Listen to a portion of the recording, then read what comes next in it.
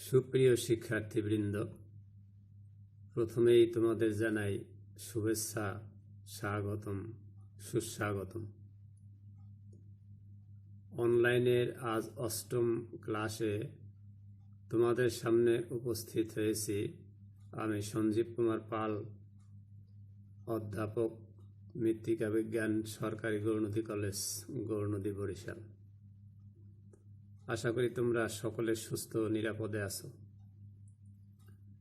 বিগত ক্লাসে আমরা আলোচনা করেছিলাম seed testing, seed treatments, methods of seed treatments, seed germination. আজকের আলোচ্য বিষয় healthy and crippled seedlings, quality of good seeds, factors affecting seed quality.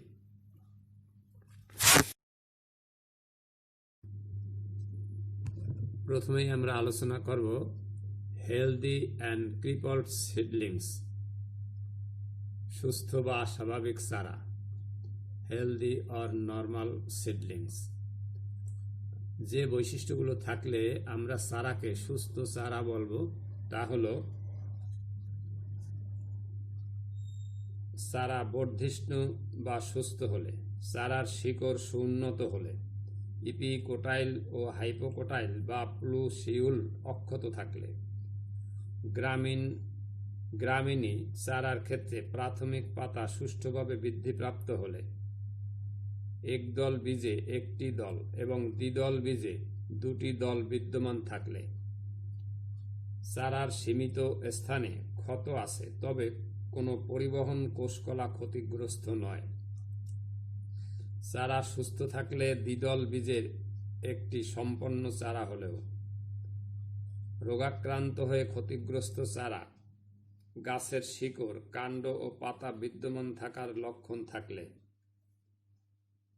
মৃতভোজী চারার প্রাথমিক শিকড় ও হাইপোকোটাইলযুক্ত দৈর্ঘ্য বীজের দৈর্ঘ্যের 4 গুণের বেশি হলে, গাছের কাণ্ড, পাতা ও শিকড় সুষমভাবে বৃদ্ধি পেলে, চারার বৃদ্ধি সুষম থাকলে, ভুট্টার চারা, মালভেসি চারা, কিউকোরবিটেসি চারা এবং বড় আকারের লেগুম চারার প্রাথমিক শিকড় ক্ষতিগ্রস্ত হলেও অস্থানিক মূল সুউন্নত হলে। অসুস্থ বা অস্বাভাবিক চারা, ক্রিপলড অর অ্যাবনর্মাল সিডলিং। যে বৈশিষ্ট্যগুলো থাকলে আমরা চারাকে অসুস্থ বা অস্বাভাবিক চারা বলবো তা হলো অস্বাভাবিক আকৃতির চারা, কাণ্ড, পাতা ও শিকড়ের বৃদ্ধি অসম হলে, বিটপ অস্বাভাবিক হলে, বৃদ্ধি বন্ধ হয়ে যাওয়া, কম শিকড় সম্পন্ন চারা হলে, চারা ক্ষতিগ্রস্ত হলে, চারার বীজ দল না থাকলে, গাছের কাণ্ড, পাতা ও শিকড়ে বিস্তৃত ক্ষত সৃষ্টি হলে, মালভেসি, কিউকোরবিটেসি ও বৃহৎ বীজ লেগুম চারার প্রাথমিক শিকড় না থাকলে, ক্ষয়প্রাপ্ত চারা হলে, কাণ্ড, পাতা ও শিকড় রোগাক্রমণে ক্ষয়প্রাপ্ত চারা, তবে এক্ষেত্রে এমন স্পষ্ট লক্ষণ থাকতে পারে বা হবে যে রোগ মূল বীজ থেকে সৃষ্টি হয় না।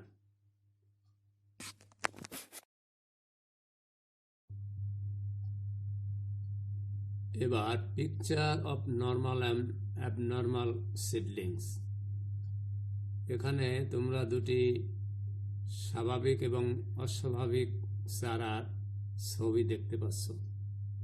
প্রথম ছবিতে বাম পাশের অংশটি নর্মাল সিডলিং এবং ডান পাশের অংশটি অ্যাবনর্মাল সিডলিং, এবং নিচের ছবিতে বাম পাশের চারাগুলো নর্মাল সিডলিংস এবং ডান পাশের চারাগুলো অ্যাবনর্মাল সিডলিংস।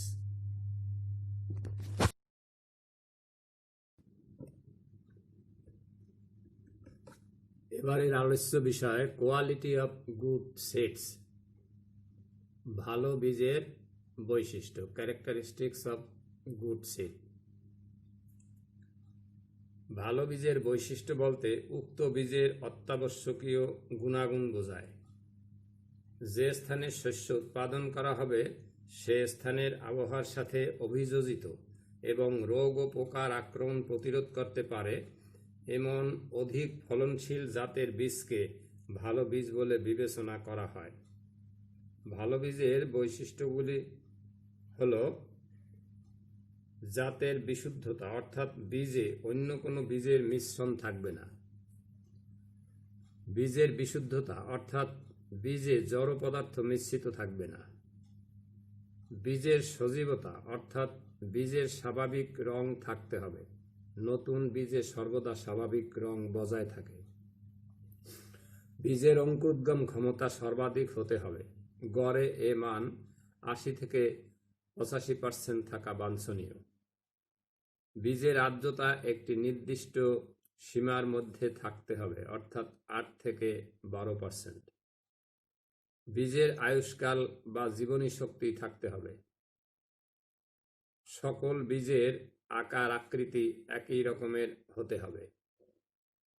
বীজ পরিপক্ক ও পুষ্ট হতে হবে। বীজ রোগজীবাণু ও পোকামাকড় মুক্ত হতে হবে। বীজ উন্নত জেনেটিক গুণ সম্পন্ন হতে হবে। এই বৈশিষ্ট্যগুলির বিস্তারিত আলোচনা আমরা বিগত ক্লাসে আলোচনা করেছিলাম, এজন্য আজকে আর বিস্তারিত আলোচনা করা হলো না।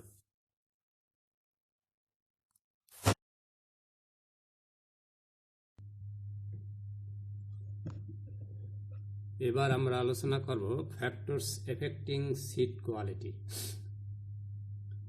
বীজের গুণাগুণ প্রভাবকারী উপাদানসমূহ। Factors affecting seed quality. ভালো বীজের গুণাগুণ কতগুলো উপাদানের উপর নির্ভর করে, যেমন বীজ উৎপাদন পদ্ধতি, বীজ প্রক্রিয়াজাতকরণ, বীজ সংরক্ষণ ও বীজ পরিবহন। বীজ উৎপাদন পদ্ধতি, মেথডস অফ সিড প্রোডাকশন। ভালো বীজের গুণাগুণ অক্ষুণ্ণ রাখতে যথাযথ পদ্ধতিতে বীজ উৎপাদন করতে হবে। বীজ উৎপাদন পদ্ধতির বিভিন্ন বিষয়গুলো হল অনুকূল কৃষি জলবায়ু এলাকা নির্বাচন, বীজের জমি নির্বাচন, বীজ ফসলের পৃথকীকরণ দূরত্ব, বীজ ফসলের জমি তৈরি, বপনের জন্য বীজ সংগ্রহ, বীজ শোধন, বীজ বপনের সময়, বীজের হার, বীজ বপন পদ্ধতি, রোগিং, বীজ ফসলের পরিচর্যা, বীজ ফসল কর্তন ও ফসল মাড়াই। এবার এই বিষয়গুলো সম্পর্কে এখন বিস্তারিত আলোচনা করছি। অনুকূল কৃষি জলবায়ু এলাকা নির্বাচন। বীজ উৎপাদনে জলবায়ুর প্রভাব অত্যন্ত গুরুত্বপূর্ণ। কাজেই নির্দিষ্ট শস্যের বীজ উৎপাদনের জন্য নির্দিষ্ট কৃষি জলবায়ু এলাকা নির্বাচন করতে হবে।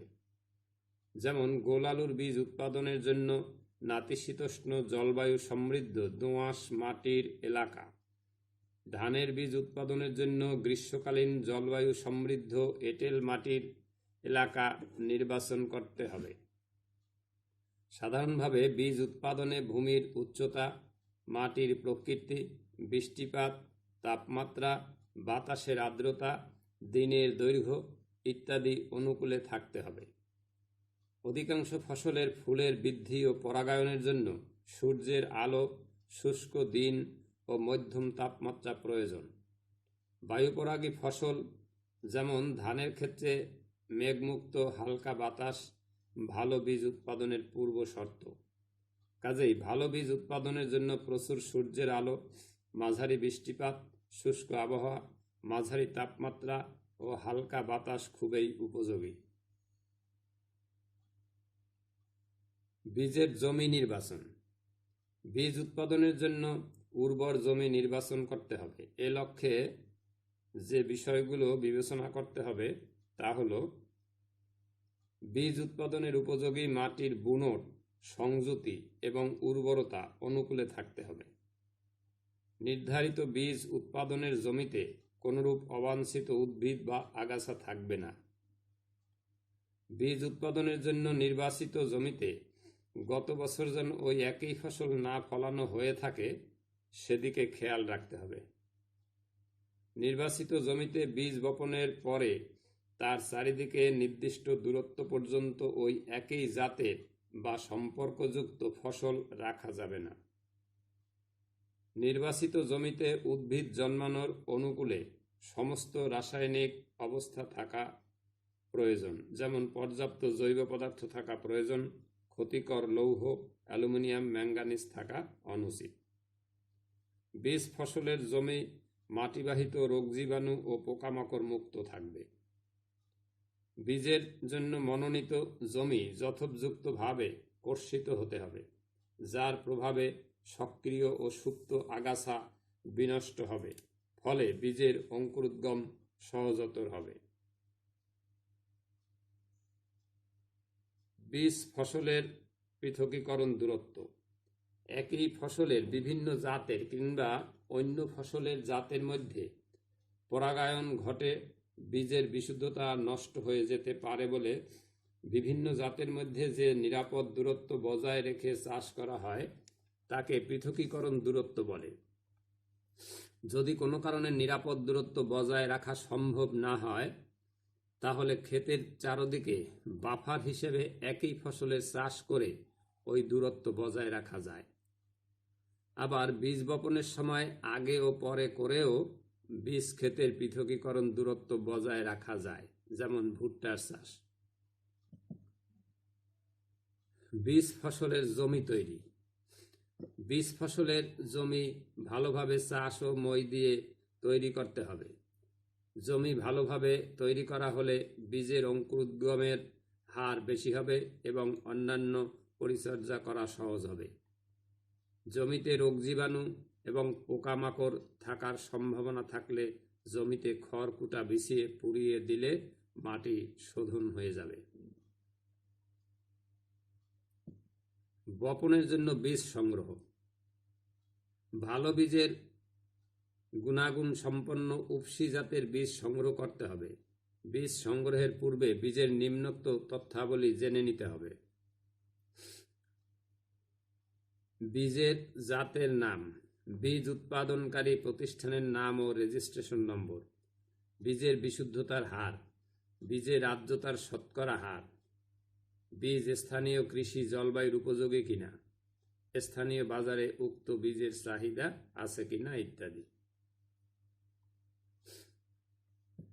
বীজ শোধন। বীজবাহিত রোগ থেকে বীজকে রক্ষা করার জন্য জমিতে বপন করার পূর্বে বীজকে শোধন করে নিতে হবে। দানা জাতীয় বীজের ক্ষেত্রে প্রতি কেজি বীজে 3 গ্রাম হারে ভিটাভেক্স 200 এবং আখ জাতীয় বীজে 20 লিটার পানিতে 20 মিলিগ্রাম বেভিস্টিন মিশিয়ে বীজ শোধন করে নিতে হবে। অনেক বীজের বীজত্বক শক্ত হওয়ায় বীজের ভেতরে পানি প্রবেশ করতে পারে না, ফলে অঙ্কুরোদ্গম হয় না। তাই এ ধরনের বীজকে রাসায়নিক দ্রব্য কিংবা পানিতে 24 ঘন্টা ডুবিয়ে রাখলে বীজত্বক নরম হয়ে অঙ্কুরোদ্গম ভালো হবে। বীজ বপনের সময়। ভালো বীজের জন্য অবশ্যই নির্ধারিত সময়ে বীজ বপন করতে হবে। ধান, গম, আলু ইত্যাদি ফসলের পরিপক্কতা দিনের দৈর্ঘ্যের উপর নির্ভরশীল। কাজেই বীজ দেরিতে বপন করা হলে এসব বীজ পরিপক্ক হওয়ার সময় পায় না, ফলে বীজ অপুষ্ট থেকে যায়। অবশ্য নির্ধারিত সময়ে জমিতে পানির অভাব থাকলে কিংবা রোগ পোকা দ্বারা আক্রান্ত হওয়ার সম্ভাবনা থাকলে বপনের সময়ের সামান্য পরিবর্তন করা যেতে পারে। বীজের হার। বীজের বিশুদ্ধতা, অঙ্কুরোদ্গম ক্ষমতা ও মাটিতে আর্দ্রতার উপস্থিতির উপর নির্ভর করে বীজের হার নির্ধারণ করতে হবে। বাণিজ্যিকভাবে বীজ উৎপাদনের জন্য বীজের হার কিছুটা কম হওয়া ভালো। বীজের অঙ্কুরোদ্গম ক্ষমতা কম হলে বীজের হার বাড়াতে হবে। বীজ বপন পদ্ধতি। বীজ সারিতে বপন করা উত্তম, তবে ঘনভাবে জন্মানো ফসলের ক্ষেত্রে বীজ ছিটিয়ে বোনা যেতে পারে। সাধারণভাবে বীজ বপনের গভীরতা, মাটির বুনট, মাটিতে আর্দ্রতার উপস্থিতি এবং বীজের আকারের উপর নির্ভর করে। মাটি বেলে দোআঁশ ও নরম হলে বীজ তুলনামূলক গভীরে বপন করতে হবে। বীজের আকার বড় হলে কিংবা মাটিতে আর্দ্রতা কম থাকলেও বীজ কিছুটা গভীরে বপন করতে হবে। রোগিং। বীজ ফসলের জমি থেকে অনাকাঙ্ক্ষিত গাছ তুলে ফেলাকে রোগিং বলে। অনাকাঙ্ক্ষিত গাছ বলতে অন্য জাতের গাছ, অন্য ফসলের গাছ, আগাছার গাছ এবং একই জাতের রোগাক্রান্ত গাছকে বোঝায়। বীজের জাতের বিশুদ্ধতা রক্ষা করার জন্য রোগিং অত্যন্ত গুরুত্বপূর্ণ। একটি জমিতে কতবার রোগিং করতে হবে তা ফসলের জাত এবং অনাকাঙ্ক্ষিত গাছের প্রকৃতি ও পরিমাণের উপর নির্ভর করে। সাধারণত ফসলের জমিতে 3 পর্যায়ে রোগিং করা হয়, যেমন শারীরিক বৃদ্ধি পর্যায় বা ফুল আসার আগে, ফুল আসার পর্যায়ে এবং ফসল পরিপক্ক হওয়ার পর্যায়ে। শারীরিক বৃদ্ধি পর্যায় বা ফুল আসার আগে রোগিং। নির্বাচিত জাতের বংশগত বিশুদ্ধতা রক্ষা করার জন্য ফসলের শারীরিক বৃদ্ধি পর্যায়ে বা ফুল আসার আগে রোগিং করতে হয়, কারণ ফুল আসার সময় অন্য জাতের উদ্ভিদ মাঠে উপস্থিত থাকলে তাদের সাথে পরাগায়নের মাধ্যমে নির্বাচিত জাতের বংশগত বিশুদ্ধতা নষ্ট হতে পারে। এ সময় নির্বাচিত জাতের গাছের সাথে উচ্চতা, রঙে, পাতার আকার ও গঠনে এবং অন্য কোনো বৈশিষ্ট্যে পার্থক্য দেখা গেলেই তা তুলে ফেলতে হবে। এমনকি অস্বাভাবিক, রোগাক্রান্ত, পোকাক্রান্ত ও আগাছার গাছও তুলে ফেলতে হবে। ফুল আসার পর্যায়ে রোগিং। প্রথম রোগিংয়ের সময় কোনো অনাকাঙ্ক্ষিত গাছ চিনতে না পারলে কিংবা জমিতে থেকে গেলে দ্বিতীয় পর্যায়ে অর্থাৎ ফুল আসার সময় সেগুলো তুলে ফেলতে হয়।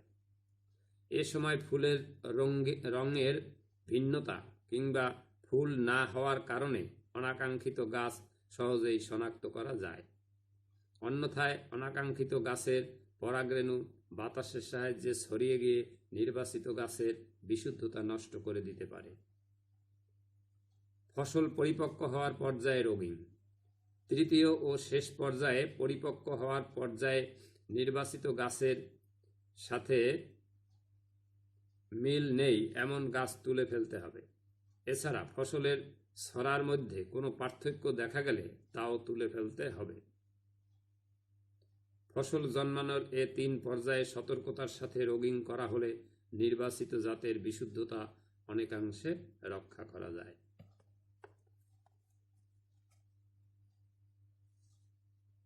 বীজ ফসলের পরিচর্যা।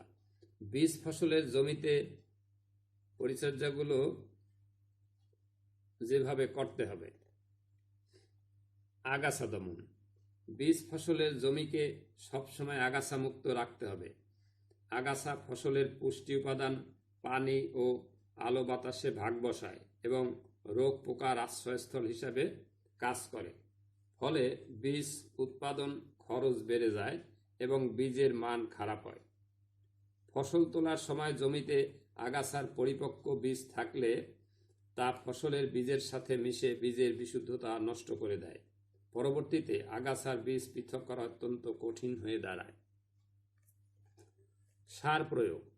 বীজ ফসলের সুষ্ঠু বৃদ্ধি, অধিক ফলন ও পরিপক্কতা নির্ভর করে জমিতে পর্যাপ্ত পুষ্টি উপাদানের উপস্থিতির উপর।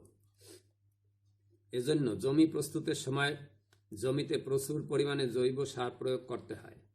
জমি প্রস্তুতের শেষ ধাপে বেশিরভাগ রাসায়নিক সার এবং ফসল জন্মানোর বিভিন্ন পর্যায়ে কিছু কিছু রাসায়নিক সার প্রয়োগ করতে হয়। ইউরিয়া একবারে ব্যবহার না করে 2-3 বারে ব্যবহার করতে হয়। মাটি অম্লীয় হলে চুন প্রয়োগ করতে হয়, আবার চুনযুক্ত মাটিতে জিপসাম ব্যবহার প্রয়োজন হতে পারে।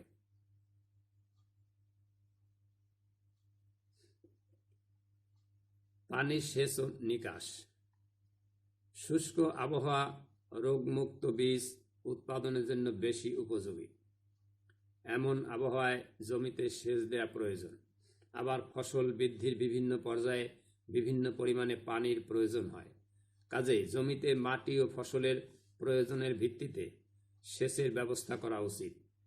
বীজ বপনের সময় মাটিতে রস না থাকলে সেচ দিতে হবে। আবার গাছের প্রাথমিক পর্যায়ে শাখা প্রশাখা বৃদ্ধির সময় সেচের প্রয়োজন খুব বেশি হয়। অন্যদিকে সেচ বেশি হলে কিংবা বৃষ্টির কারণে জমিতে জলাবদ্ধতা সৃষ্টি হলে গাছ পচে যায়, তাই দ্রুত তা নিষ্কাশনের ব্যবস্থা করতে হবে। পোকামাকড় ও রোগবালাই দমন। কিছু কিছু পোকামাকড় ও রোগবালাই আছে যাদের ডিম, মুখ কীট বা জীবাণু বীজের গায়ে লেগে থাকে। এ সকল বীজ বপন করা হলে চারা গাছেই এরা আক্রমণ শুরু করে, ফলে ফসল রোগাক্রান্ত হয়ে ফলন কমে যায় ও বীজের মান খারাপ হয়ে যায়। তাই মানসম্মত বীজ পেতে হলে বীজ অবশ্যই শোধন করে নিতে হবে। রোগ পোকার আক্রমণ দেখা দিলে অবশ্যই তা দমন করতে হবে এবং রোগাক্রান্ত ও পোকাক্রান্ত গাছ তুলে ফেলতে হবে। বীজ ফসল কর্তন। ফসল কাটার সময় ও পদ্ধতি উভয়ে বীজের মান ও পরিমাণকে প্রভাবিত করে। বীজ ফসলের মান সর্বোচ্চ পর্যায়ে রাখতে হলে উপযুক্ত সময়ে অর্থাৎ ফসল সম্পূর্ণ পরিপক্ক হওয়ার পরেই ফসল কাটতে হবে।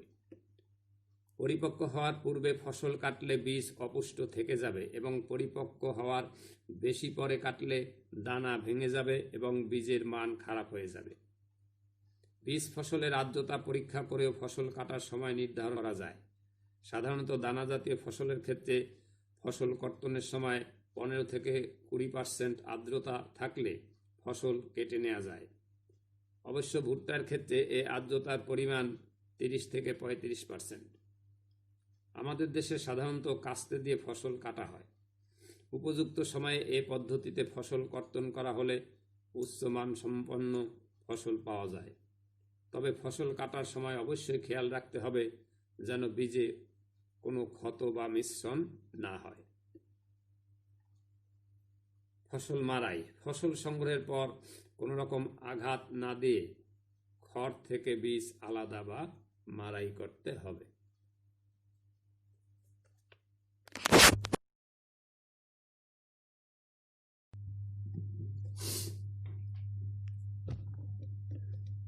বীজ প্রক্রিয়াজাতকরণ, সিড প্রসেসিং। মাঠ থেকে ফসল কেটে আনার সময় অন্য ফসলের বীজ বা আগাছার বীজ ফসলের বীজের সাথে মিশে থাকতে পারে। তাই বীজ সংরক্ষণ করার পূর্বে অবাঞ্ছিত দ্রব্য বেছে ফেলতে হবে। এ সময় বীজের আর্দ্রতাও বেশি থাকতে পারে। আর্দ্রতা কমানোর জন্য বীজ ভালোভাবে শুকিয়ে নিতে হবে। বীজ ফসল কাটার পর বাছাই, শুকানো, ঝাড়াই, আকার ও রং অনুযায়ী গ্রেডিং ও প্যাকিং করার পদ্ধতিকে প্রক্রিয়াজাতকরণ বলে। বীজ প্রক্রিয়াজাতকরণের উদ্দেশ্য হল বীজ থেকে অন্যান্য জাতের ফসলের বীজ ও আগাছার বীজ বেছে ফেলা, বীজ থেকে ভাঙা, অপুষ্ট, রোগাক্রান্ত, পোকাক্রান্ত ও অস্বাভাবিক আকৃতির বীজ বেছে ফেলা, অবাঞ্ছিত দ্রব্য যেমন মাটির টুকরা, পাথরের টুকরা, ইটের টুকরা, খড়কুটা ইত্যাদি বেছে ফেলা, বীজ শুকিয়ে বীজের আর্দ্রতা কমানো, বীজের আকার অনুযায়ী গ্রেডিং করা, বীজ শোধন ও প্যাকিং করা, বীজের প্যাকেটে বীজের নাম, জাত, উৎপাদনকারী প্রতিষ্ঠান, তারিখ ও অন্যান্য তথ্যাদি লেখা। বীজ শুকানো। ফসল কাটার সময় সকল বীজেই আর্দ্রতা বেশি থাকে, তাই বীজের সজীবতা ও জীবনী শক্তি রক্ষা এবং সংরক্ষণ ক্ষমতা বাড়ানোর জন্য বীজকে শুকিয়ে আর্দ্রতা কমিয়ে আনা একান্ত প্রয়োজন। এ উদ্দেশ্য সাধনের জন্য বীজকে নির্দিষ্ট সময় ও পদ্ধতিতে শুকিয়ে নিতে হয়। বীজকে প্রধানত দুভাবে শুকানো যায়: রোদে শুকানো এবং যন্ত্রের সাহায্যে শুকানো। রোদে শুকানো: দিনের বেশিরভাগ সময় রৌদ্র পড়ে এমন জায়গায় পরিষ্কার মেঝে বা ত্রিপল, বাঁশের চাটাই, মাদুর বা পলিথিন শীট বিছিয়ে তার উপর পাতলা স্তর করে সূর্যের তাপে ও খোলামেলা বাতাসে বীজ শুকানো যায়। বীজ রোদে দিয়ে মাঝে মাঝে নাড়াচাড়া করে ওলট পালট করে দিতে হবে। যন্ত্রের সাহায্যে শুকানো: যন্ত্রের সাহায্যে বীজ স্তূপের ভিতর বাতাস চালনা করে বীজ শুকানো যায়। বীজ নিরাপদ আর্দ্রতায় না আসা পর্যন্ত এভাবে বীজ শুকানো উচিত। সাধারণত বীজের পরিমাণ বেশি হলে এই পদ্ধতিতে বীজ শুকানো হয়ে থাকে। বীজ শুকানোর সুবিধা: দীর্ঘদিন পর্যন্ত বীজ সংরক্ষণ করা যায়। বীজ সংরক্ষণের ব্যয় ও শ্রম কম লাগে। পোকামাকড় ও রোগবালাইয়ের আক্রমণ কম হয়। বীজের সুপ্ততাজনিত সমস্যা দূর হয়। এবার বীজ সংরক্ষণ, প্রিজারভেশন অফ সিড। মাঠ থেকে সংগৃহীত বা প্রক্রিয়াজাতকৃত বীজ বপনের পূর্ব পর্যন্ত গুদামজাত করে রাখাকে বীজ সংরক্ষণ বলে। তবে গাছে বীজের শরীরবৃত্তীয় পরিপক্কতা লাভের পর হতেই একে সংরক্ষণ পর্যায়ে ধরা হয়। সাধারণত এক মৌসুমে উৎপাদিত বীজ অন্য মৌসুমে ব্যবহার করা হয়। এজন্য নির্দিষ্ট সময় ধরে একে গুদামজাত করে রেখে দিতে হয়। সঠিকভাবে বীজ সংরক্ষণ করতে না পারলে বীজে আর্দ্রতার পরিমাণ বেড়ে গিয়ে বীজের সজীবতা ও সতেজতা কমে যায়। ফলে পোকামাকড় ও রোগ জীবাণু দ্বারা আক্রান্ত হয়ে বীজের অঙ্কুরোদ্গম ক্ষমতা নষ্ট হয়ে যেতে পারে। বীজে কোনো কারণে ক্ষত থাকলে তার সংরক্ষণ গুণ নষ্ট হয়ে যায়। তাই সঠিক আর্দ্রতায় নিখুঁত বীজ সংরক্ষণ করা একান্ত প্রয়োজন। বীজ গুদামজাত করে রাখার পর বীজের গুণাবলী নিয়ন্ত্রণকারী উপাদান সমূহ হল: বীজের প্রকার ও জাত। অনেক ক্ষেত্রে ফসলের প্রকার ও জাতের উপর বীজের সংরক্ষণ ক্ষমতা নির্ভর করে। পেঁয়াজ, রসুন, সয়াবিন, বাদাম ইত্যাদি ফসলের আর্দ্রতা বেশি থাকার কারণে এদের বীজের সজীবতা তাড়াতাড়ি নষ্ট হয়। আবার ধান, গম ইত্যাদি ফসলের আর্দ্রতা কম থাকে বলে সংরক্ষণ ক্ষমতাও বেশি হয়। এছাড়া বীজের মৌলিক গঠনের উপরও বীজের সংরক্ষণ ক্ষমতা নির্ভর করে। বীজের সজীবতা: ফসল কর্তন, মাড়াই, ঝাড়াই, শুকানো, গুদামজাত করা ইত্যাদি পর্যায়ে বীজে ক্ষত সৃষ্টি হতে পারে। যে কোনো কারণে বীজে ক্ষত হলেই বীজের সজীবতা নষ্ট হয়ে যেতে থাকে। ক্ষত যত বেশি হবে বীজের সজীবতা তত তাড়াতাড়ি নষ্ট হয়ে যাবে। এসব ক্ষতের মাধ্যমে রোগ ও পোকা খুব সহজে বীজকে আক্রমণ করে নষ্ট করার সুযোগ পায়। বায়ুর আপেক্ষিক আর্দ্রতা ও তাপমাত্রা: গুদাম ঘরে বায়ুর আপেক্ষিক আর্দ্রতা বেশি থাকলে তা বীজের আর্দ্রতাকে বাড়িয়ে দিতে পারে। গুদাম ঘরের তাপমাত্রাও নানাভাবে বীজের সজীবতাকে প্রভাবিত করতে পারে। আর্দ্রতা ও তাপমাত্রা বেশি হলে সেখানে ছত্রাক ও ব্যাকটেরিয়ার আক্রমণ বেশি হয়। গুদাম ঘরের বায়ুর আপেক্ষিক আর্দ্রতা 60 থেকে 75% হলে বীজে কোনো ক্ষতিকর প্রভাব সৃষ্টি হয় না। অধিক আর্দ্রতা সম্পন্ন বীজ যেমন গোলালু, শাখা কলম, গুটি কলম ইত্যাদি 4 ডিগ্রি সেলসিয়াসের কম তাপমাত্রায় সংরক্ষণ করা উত্তম। বীজে আর্দ্রতার পরিমাণ: সংরক্ষণের সময় বীজে একটি নির্দিষ্ট আর্দ্রতা বজায় রাখা হলে বীজের সজীবতা ঠিক থাকে। সংরক্ষণের সময় যে বীজে আর্দ্রতা যত বেশি থাকবে তার সজীবতা তত কমে যাবে। সাধারণত ধান, গম, ভুট্টা ইত্যাদি শস্য বীজের আর্দ্রতা 8 থেকে 10% রাখা হলে এদেরকে 4 বছর পর্যন্ত সংরক্ষণ করা যায়। কিন্তু একই বীজের আর্দ্রতা 11 থেকে 13% হলে 1 থেকে 2 বছরের বেশি সংরক্ষণ করা যায় না।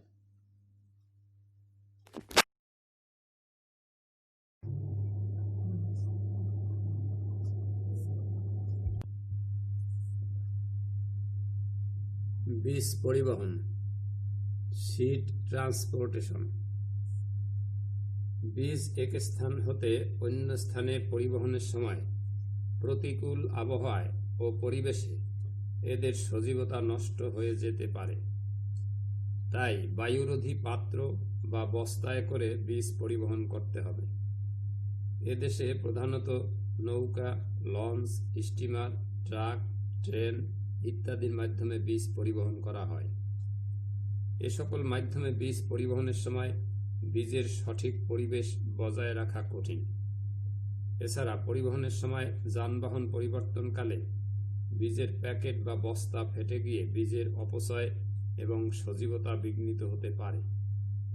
কাজেই বীজের গুণাগুণ যথাযথভাবে সংরক্ষণ করতে হলে উপযুক্ত পরিবেশে বিশেষ যানবাহনে করে সতর্কতার সাথে বীজ পরিবহন করা উচিত।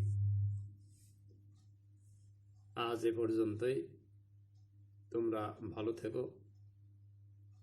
ধন্যবাদ।